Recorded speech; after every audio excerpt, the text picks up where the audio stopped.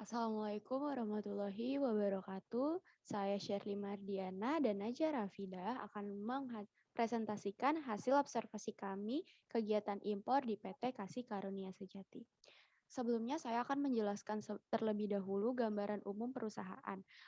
PT Kasih Karunia Sejati ini beralamat di Jalan Bandulan Barat nomor 17, Kelurahan Bandulan, Kecamatan Sukun, Kota Malang, Jawa Timur, dan tertujunya itu ekspor import of Pfizer atas nama Vicky Asandi, dan bisnis utamanya ini adalah importir tekstil. Jadi PT Kasih Karunia Sejati ini didirikan pada tahun 1968, tepatnya di Kota Malang, bermula dari home industry. Perusahaan PT Kasih Karunia Sejati ini berkembang dan berevolusi menjadi salah satu produsen fashion terbaik di masa kini dengan menjalankan sistem yang efektif dan efisien serta dipadu padankan dengan budaya kerja yang memegang teguh kesempurnaan.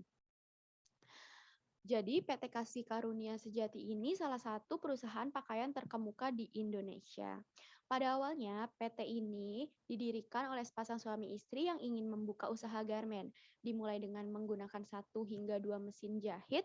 Pada saat ini, PT Kasih Karunia Sejati ini membawahi 4 brand dalam 5 tahun ke depannya. PT Kasih Karunia ini akan menjadi 10 brand. Brand-brand diantaranya adalah Emba Jeans, Emba Classic, More Friday, and Used Jeans. Lalu selanjutnya ada struktur organisasi. Yang pertama itu ada direktur, lalu di bawah direktur itu ada manajemen administrasi dan manajemen pemasaran penjualan, lalu di bawahnya itu ada staf administrasi dan pengendalian dokumen, staf keuangan, dan staf pemasaran penjualan. Lalu terakhirnya itu ada tenaga kerja atau tenaga ahli. Jadi yang pertama ini bagian direktur. Nah, direktur ini di sini memimpin, mengelola, mengarahkan perseroan sesuai dengan tujuan perseroan, serta terus meningkatkan efisien dan efektivitas perseroan. Lalu mengontrol, memelihara, dan mengelola aset perseroan. Dan yang terakhir itu menyusun rencana kerja tahunan berupa anggaran, dasar tahunan perseroan yang diserahkan kepada Dewan Komisaris untuk disetujui sebelum dimulainya tahun anggaran yang relevan. Lalu ada manajemen administrasi. Manajemen administrasi ini melakukan perencanaan dan koordinasi dengan pihak-pihak perusahaan lain terkait prosedur dan sistem administrasi. Lalu juga mengelola fasilitas dan inventaris. Lalu ada manajemen pemasaran dan penjualan. Di sini itu banyak juga tugasnya, tapi saya akan menyebutkan beberapanya saja. Ada seperti bekerja dan manajer iklan atau promosi, lalu mengidentifikasikan, mengembangkan, atau mengevaluasi strategi pemasaran berdasarkan pengetahuan dari tujuan berdirinya perusahaan, karakteristiknya pasar, biaya, dan faktor kenaikan harga. Lalu mengumpulkan daftar penawaran produk atau jasa. Nah, selanjutnya ada staf keuangan. Staf keuangan ini melakukan pembayaran kepada supplier, mengontrol aktivitas keuangan atau transaksi keuangan perusahaan. Lalu juga mengurus segala administrasi yang ada di bank. Lalu ada staf administrasi dan pengendalian dokumen. Ini itu membantu manajemen representatif dalam menjalankan prosedur pengendalian dokumen dan rekaman mutu. Lalu memastikan seluruh dokumen ini itu tersosialisasikan dan didistribusikan ke bagian yang berkepentingan. Nah, lalu ada staf pemasaran dan penjualan. Seperti yang kita ketahui, staf pemasaran dan penjualan ini sudah pastinya mengelola dan mengembangkan kampanye pemasaran ya. Lalu melakukan aktivitas promosi dan mengawasi, mengevaluasi kegiatan kampanyenya. Lalu yang terakhir ini ada tenaga kerja atau tenaga ahli. Di sini itu tenaga kerja atau tenaga ahli mempunyai job desk seperti menjalankan tugas yang diberikan sesuai pekerjaan, menghormati dan taat pada aturan yang ditetapkan oleh perusahaan, dan kompensasi atau penalti atas kerusakan properti perusahaan. Selanjutnya akan dilanjut oleh rekan saya, Najwa Rafida. Baik, selanjutnya di sini ada beberapa dokumen yang digunakan pada kegiatan impor di perusahaan PT Kasih Karunia Sejati. Yang pertama ada NIB atau nomor induk berusaha. Nomor induk berusaha ini sebagai kebijakan baru dari pemerintah nyata membawa kemudahan bagi setiap investor maupun pelaku usaha. Pasalnya, kini pengusaha tak lagi membutuhkan beragam surat izin hanya untuk mendirikan satu jenis usaha, karena MIB telah memiliki kedudukan sebagai pengganti surat-surat tersebut.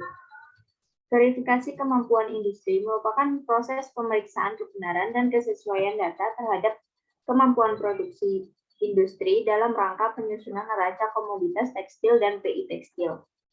Yang kedua ada PI tekstil. PI TPT kepanjangan dari Persetujuan Impor Tekstil dan Produk Tekstil yang diterbitkan oleh Kementerian Perdagangan, dan perizinan tersebut diperuntukkan untuk pelaku usaha dengan status importir umum dan produsen yang akan melakukan importasi produk tekstil berbentuk bahan baku dan barang jadi. Selanjutnya yang ketiga, surveyor report. Surveyor report atau biasa disebut dengan laporan surveyor merupakan dokumen hasil verifikasi atau penelusuran teknis sebagai dokumen pelengkap yang diwajibkan dalam penyampaian pemberitahuan impor barang kepada kantor pabean. Yang keempat ada Bill of Lading.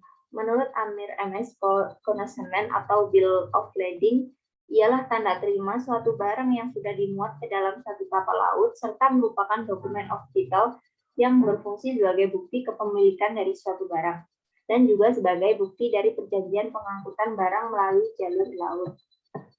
Kemudian yang kelima ada packing list. Packing list merupakan dokumen packing atau kemasan yang menunjukkan jumlah, jenis, dan berat barang impor. Packing list merupakan dokumen yang sama pentingnya dengan invoice. Secara sederhana, packing list dapat dianggap sebagai surat jalan yang menyertai kiriman barang. Selanjutnya, yang terakhir yaitu invoice. Invoice merupakan tanda bukti transaksi atau surat tagihan yang diterbitkan oleh penjual kepada pembeli untuk membayar harga barang yang telah disepakati antar penjual dan pembeli. Lalu yang ketujuh ada PIB atau persetujuan impor barang. PIB merupakan pemberitahuan atas barang yang akan diimpor berdasarkan dokumen pelengkap pabean sesuai dengan prinsip self-assessment. Lalu, di sini ada prosedur impor. Penjelasan mengenai prosedur pelaksanaan kegiatan impor yaitu yang pertama, kontrak jual beli atau sales kontrak, yang kedua, membuka dan penerusan LC, yang ketiga, penelitian syarat-syarat LC, yang keempat, mempersiapkan dokumen pengapalan, yang kelima, memeriksa dokumen oleh bank yang menegosiasi wesel, bank pembuka, dan importir. Yang keenam, menyerahkan dokumen untuk pembayaran oleh eksportir, bank yang menegosiasi wesel. Dan yang terakhir, menyelesaikan pembayaran oleh bank yang menegosiasi wesel, bank pembuka, dan importir. Selanjutnya ada kesimpulan dari hasil observasi yang kami lakukan. Impor adalah kegiatan memasukkan barang ke dalam daerah pabean atau biasa dikenal sebagai kegiatan memasukkan barang dari negara lain atau luar negeri ke dalam wilayah pabean negara. Dalam implementasinya, terdapat banyak sekali kendala yang dialami oleh importir dalam melakukan kegiatan impor dari luar negeri. Berdasarkan hasil penelitian ini, dapat diketahui bahwa hambatan yang dialami oleh PT Kasih Karunia Sejati dipengaruhi oleh beberapa hal yang cukup kompleks. Salah satunya adalah kebijakan pemerintah yang berubah-ubah setiap tahunnya. Selain itu, kurangnya dokumen sering menjadi penghambat dalam kegiatan impor. Karena satu dokumen tidak terpenuhi pun akan berpengaruh terhadap kegagalan proses kegiatan impor. Hambatan yang terakhir adalah pada proses penyimpanan, yang mana pada diskrepansi impor, PT Kasih Karunia Sejati mendaftar di HS 520843, namun yang muncul 42, sedangkan beberapa perusahaan tidak memiliki itu. Pada akhirnya, proses kegiatan impor terhambat dan harus melakukan pengajuan ulang agar barang bisa tepat ke pelabuhan. Hal ini yang kemudian menjadikan PT Kasih Karunia Sejati melakukan kegiatan impor barang dari luar negeri atau dalam hal ini adalah negara Cina. Karena kualitas bahan kain yang dimiliki oleh negara tersebut cenderung baik, murah, dan merupakan bahan yang diminati oleh konsumen. Selain itu, biasanya pada negara Indonesia tidak terdapat bahan yang diinginkan. Jikapun ada, harganya lebih mahal dan proses pengiriman tergolong lama, yaitu sekitar 60 hari. Sedangkan jika impor dari Cina dapat dikirim dalam waktu 30 hari, selain harus mengupayakan kepuasan konsumen, importir atau produsen harus memenuhi hak dan kelayakan terhadap konsumen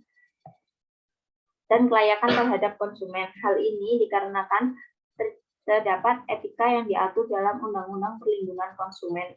Maka dari itu, jika terdapat kerugian konsumen akibat pelanggaran terhadap ketentuan dalam Undang-Undang Perlindungan Konsumen, maka konsumen dapat menuntut haknya dan melaporkan kepada penyidik umum.